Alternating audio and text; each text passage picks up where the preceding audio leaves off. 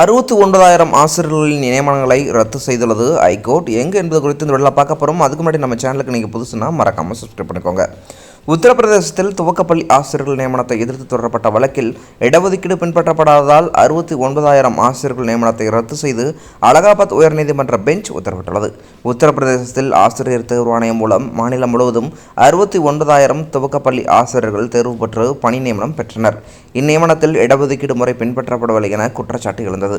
இது தொடர்பாக அலகாபாத் உயர்நீதிமன்றத்தில் தொடரப்பட்ட வழக்கு நேற்று விசாரணைக்கு வந்தது. இதில் அரசு விதிமுறைகளின்படி பல்வேறு பிரிவினருக்கான இடஒதுக்கீடு பின்பற்றப்படாததால் 69,000 ஆசிரியர்கள் நியமனத்தை ரத்து செய்து இடஒதுக்கீடு அடிப்படையில் 3 மாதங்களுக்குள் புதிய பட்டியலை தயாரிக்கவும் அரசு உத்தரவிட்டது.